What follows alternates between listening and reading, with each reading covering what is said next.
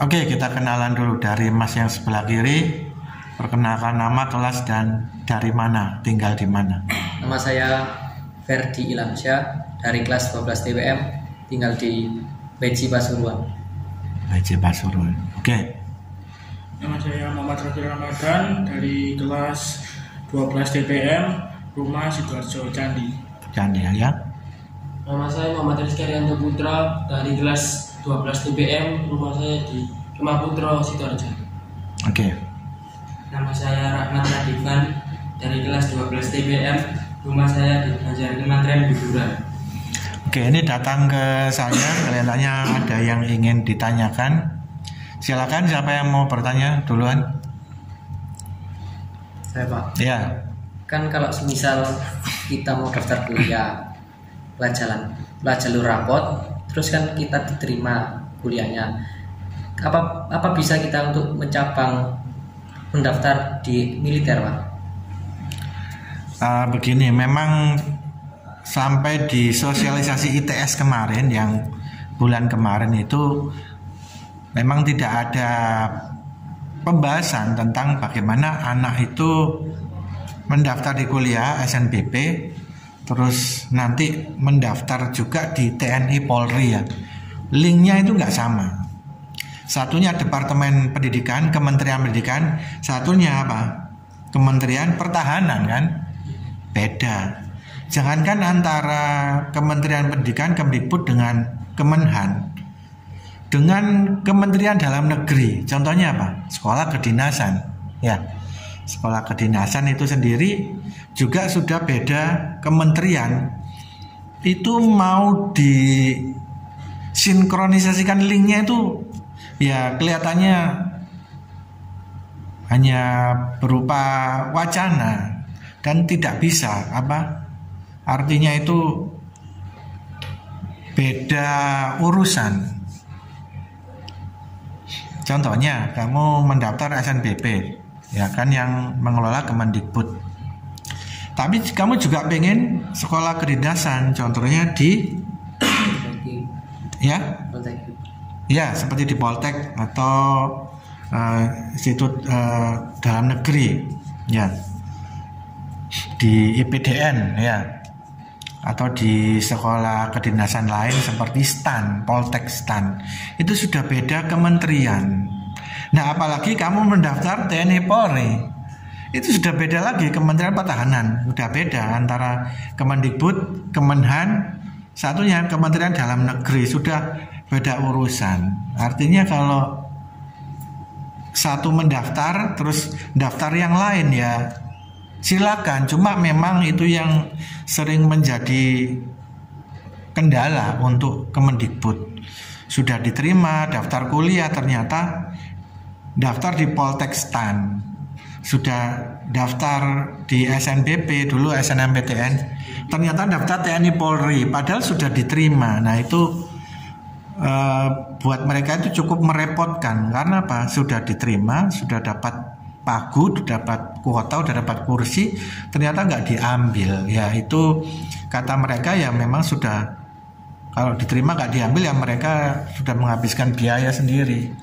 Nah oleh karena itu coba dipikirkan ulang rencanamu itu kuliah di SNBP, nanti lanjut di apakah nanti lanjut SNBT yang jalur tes, ataukah kamu ingin mengambil yang Poltek, ya, di sekolah dalam negeri itu Kemendagri seperti IPDN atau lainnya, sekolah kedinasan, ataukah kamu yang mau ikut Kemenhan, TNI Polri. Gak usah jauh-jauh deh, yang pengen kerja, yang mau berangkat ke Jepang, ya itu ada setelah diterima di perguruan tinggi. Loh, kenapa mundur, Mas? Iya Pak, ini ada panggilan kerja, diterima di Jepang Pak, berangkat. Ya ditinggal yang diterima di perguruan tinggi itu.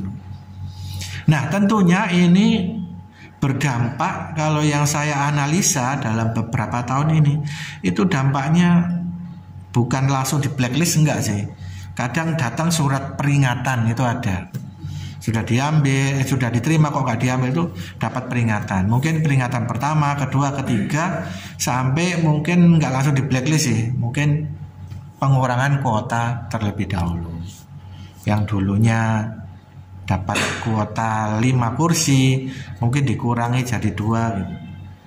Jadi itu Mas, bisa mendaftar lintas kementerian itu bisa. Cuma tolong dipikirkan lagi agar lebih fokus maunya ke mana agar tidak merugikan orang lain. Iya Pak. Paham ya Mas ya? Iya Pak. Paham. Terima kasih Pak. Ya oke. Ada yang lain mau tanya? Saya Pak. Ya. Kemarin kan lihat di websitenya SNBP Pak. Ya. Terus yang nama sekolah jumlah total siswanya itu kan yang teknik mesin 35. Itu kan kuota siswanya 14. Itu ikut diambilnya per kelas atau per semua Pak. Jadi Ya. Oke. Jumlah siswanya berapa? jumlah siswanya 35 yang mesin Total seluruh siswa 400? total seluruh siswa tidak ada Pak. 400-an. Yang 400 400-an ya. Iya. 400-an akreditasi sekolah kita berapa? Berarti diambil 40%. 40%, maka keluarnya 200-an ya. 200-an itu dibagi per jurusan, ya kan? Ya itu sama saja sebenarnya. Kalau kelas kamu TPM 35 ya, dikalikan 40% ya, ketemunya berapa? 14. Ya itulah kuota untuk jurusan TPM. Kalau kemarin yang berminat ikut ada 20, maka yang 6 orang nggak bisa ikut. Di ranking tertinggi 14 anak yang nilainya bagus-bagus. Yang di kelas itu yang diseleksi yang tentang SNMPTN saja Pak yang Betul, ngapain kita menseleksi anak yang ikut kerja? Buat apa? Makanya perlu saya berikan daftar checklist. Kamu mau kuliah, kerja, TNI, Polri, ataukah bisnis, usaha? Maka yang saya seleksi, yang saya saring adalah anak yang ikut SNBP. Kalau dulu namanya apa? SNMPTN. Nah itu nanti yang akan diseleksi adalah anak yang mencentang jalur rapor terlebih dahulu, yaitu SNMPTN. Kalau memang yang nyentang 14 anak yang berniat, ya sudah, dia nanti yang akan dimasukkan. Tapi apa syarat kedua? Bikin akun. Percuma kalau kamu masuk ranking 14 besar tetapi tidak buat akun. Sekarang udah zamannya online, daftar online, pengumumannya nanti online, daftar ulang online lagi, berkas-berkas diupload online. Sudah nggak zamannya lagi gurunya yang ngantarkan ijazah, rapor ke sana, enggak. Semuanya serba online. Keuntungannya kamu bisa mendaftar di lintas provinsi. Kamu mau mendaftar di ITB, di Jawa Barat atau di Bali ya, silakan. Cuma karena online itu kamu harus punya akun. Jangan sampai kejadian seperti kakak kelas kamu kemarin, masuk ranking 14 besar dari 35 anak, tapi WA saya nggak pernah dibaca. Saya posting di grup, segera bikin akun. Nggak tahu dia mungkin sibuk bisnis apalah saya nggak tahu. Ternyata hingga hari H dia tidak bikin akun. Maka ya meskipun dia masuk 14 besar, nggak buat akun, ya nggak bisa online, nggak bisa daftar. Akhirnya secara otomatis dia terdepak, dibuang, digantikan anak lain yang nilainya masuk 14 besar dan sudah buat akun. Itu. Jadi urutannya yang pertama, anak ini harus menyatakan ikut SNMPTN atau SNBP. Yang kedua membuat akun. itu mandiri Pak ya buat. Iya. Kan passwordnya kamu yang nyimpen. Nggak mungkin saya buatkan. Masa password pribadi dikasihkan orang? Enggak, kamu sendiri itu tanggung jawabmu. Harus hati-hati. Jangan sampai passwordnya lupa. Jangan bikin password yang alay, yang sulit diingat. Ya. Kalau untuk siswa yang tidak menyentang itu apakah termasuk dalam 14 siswa itu? Tidak. Oh tidak. Dia kan berarti milik kerja. Kalau sebelumnya milik kerja, terus kalau pas gini mau pengen kuliah Tidak bisa karena bolak-balik sudah saya share, bolak-balik saya sudah masuk kelas kamu. Ikut tidak SNBP, ikut nggak jalur rapot? Kan terakhir sudah saya share ya di grup ya, fix kan ya. Saya tulis fix ya, bahkan saya share kelas lain juga satu file PDF. Nah, maka yang nyentang itu yang akan saya daftarkan. Kalau dia nggak nyentang ya sudah, berarti nggak akan saya seleksi di siswa ranking eligible. Jangan karena sudah mepet-mepet minta mendaftar ya. Kasihan yang daftarkan nanti kerepotan. Ternyata apa? Pak, saya sudah daftar duluan Pak. Gara-gara anak ini daftar, ranking saya kegeser. Kalau sudah kegeser dia nggak masuk, padahal dia sudah duluan. Percuma juga dia daftar awal, tapi nanti akunnya nggak bikin. Makanya syaratnya itu 3 tadi. Menyatakan ikut jalur rapot, membuat akun, dan yang ketiga nilainya masuk ranking 40%. Ya, itu. Selama ndak ketemu saya, ndak menghubungi saya, postingan saya, WA saya hanya dibaca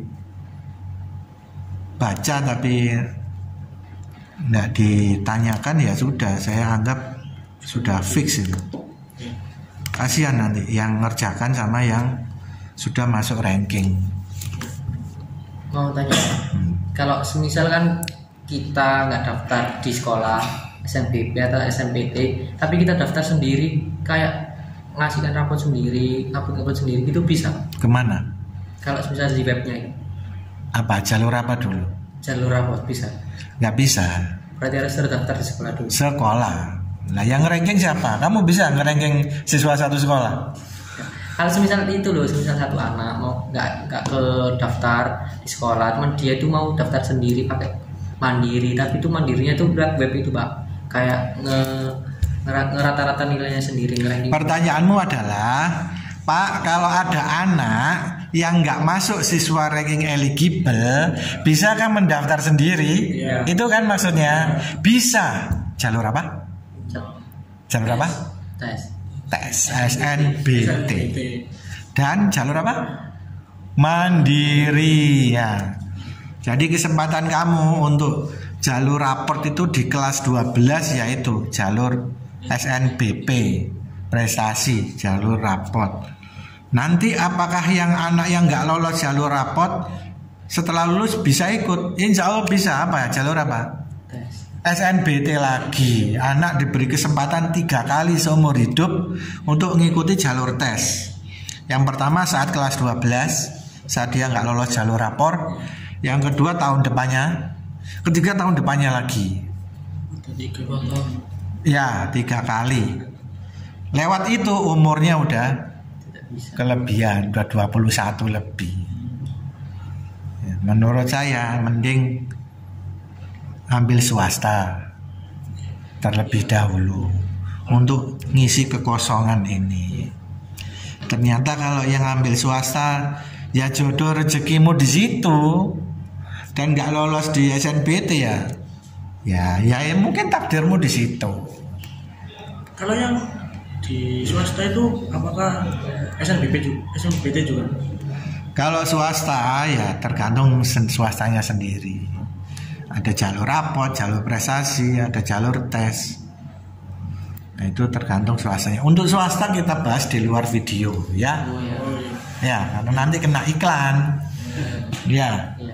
Pak mau tanya, kalau akun yang buat keterima dari eligible itu akunnya khusus buat itu apa? Bisa akun yang lama? Akun sendiri. Buat baru apa? Buat baru. Oh, berarti khusus itu ya? Iya kan nanti akunnya itu kan bunyinya umpamanya ya. Kalau kemarin kan LTMPT ya. Nanti kamu bikin akun umpamanya anton@ltmpt.ac.id. akunnya pakai akun Gmail kamu, boleh pakai akun Gmail lama. Cuma nanti hitungannya itu akun baru untuk yang dipakai di SNBP. Apakah tahun depan bisa dipakai? Insya Allah bisa dipakai selama yang menangani tetap lembaga itu. Kalau tahun kemarin kan yang menangani LTMPT, sekarang yang menangani BPPP. Tuh. Sudah 15 menit. Ada lagi yang nanya? Sudah cukup? Sudah. Ya, oke. Sudah cukup. Mudah-mudahan tayangan video ini bermanfaat juga untuk yang melihat secara online di YouTube. Terima kasih. Wassalamualaikum warahmatullahi wabarakatuh. Waalaikumsalam warahmatullahi wabarakatuh.